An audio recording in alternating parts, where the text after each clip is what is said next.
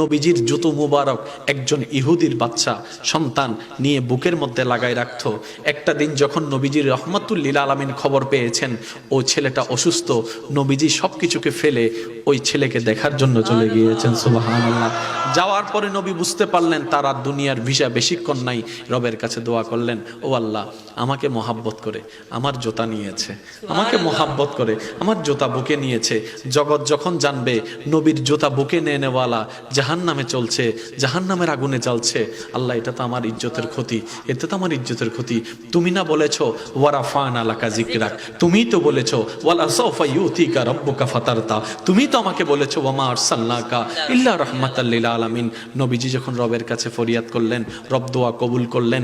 আল্লাহ তাআলা রাসূলকে নির্দেশ দিলেন, আপনি ওকে কালিমা পড়তে পড়েন। সে কালিমা পড়তে দেরি, ইন্তেকাল হতে দেরি হবে না, ইন্তেকাল হতে দেরি, জান্নাত দিতে দেরি হবে না। সুবহানাল্লাহ।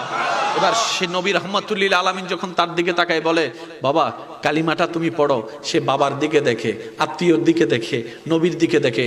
তার বাবা বলে, এত দেখা দেখির দরকার কি? উনি যা বলছে তুমি তাই পড়ো, উনি যা বলছে তুমি তাই পড়ো। নবী কালিমা পড়ালেন, ইসলামে আনলেন, এদিকে রূহ চলে গেল। নবী বলে, জান্নাতি দেখতে চাও, উনাকে দেখো। নবীর প্রেম অন্তরে যখন জেগেছে, এবার তার আস্তে আস্তে ইসলামের প্রতি ভালোবাসা জাগতে আছে। কিন্তু ধর্মটা তার এটা নয়, অন্য ধর্মের পরিবেশ, অন্য ধর্মের সমাজ, অন্য ধর্মের আত্মীয়। হঠাৎ করে ইসলাম ধর্মে আসা যায় না। করবে তো করবে কি, করবে তো করবে কি।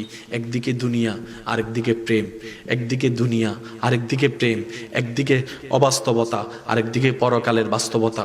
জ্ঞানী মানুষ তো জ্ঞানীর মতো করে রিয়েকশন করে, এটাই তো স্বাভাবিক।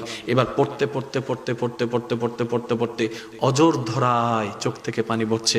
করব তো করব কি, আমি তো দুনিয়া, আমার পরিবার তো আছে, আমার সংসার তো আছে। আমি যদি ইসলামে চলে যাই, আমার পরিবার তো সমাজের কাছে অপমানিত হয়ে যাবে। এই চিন্তায় যখন তুমি সিদ্ধান্ত কি নিবে জানছে না, বুঝছে না। ঘুমায় যখন গিয়েছেন, তকদির খুলে গিয়েছে। নবী রাহমাতুল লিল আলামিন স্বপ্নের মধ্যে তশরীফ এনেছে। সুবহানাল্লাহ।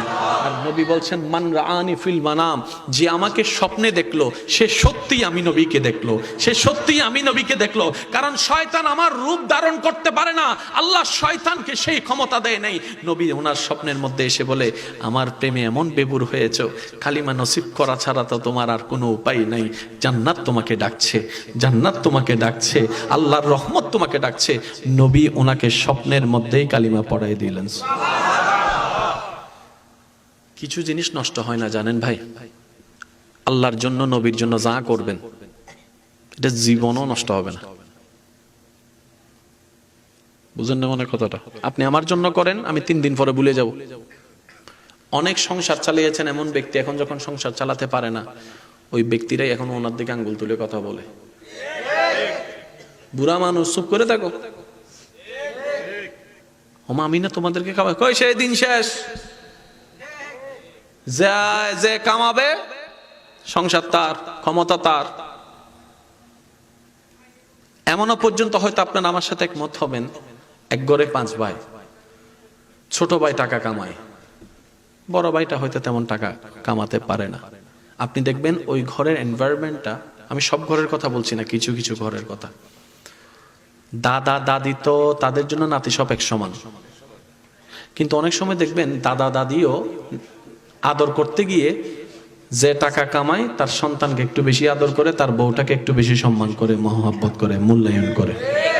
আর যে টাকা কামায় না, ওনার ছেলে মেয়েকে তেমন মহব্বত করে না। এটার নাম দুনিয়া। মানতে না চাইলে ভাই এটাই বাস্তব, শুনতে কষ্ট লাগলে এটাই বাস্তব। সেজন্য বলি, কিছু কিছু বাস্তবতা আগে থেকে মেনে নেন, যেন বাস্তবতার সামনে আসলে আপনার কষ্টটা কমে যায়।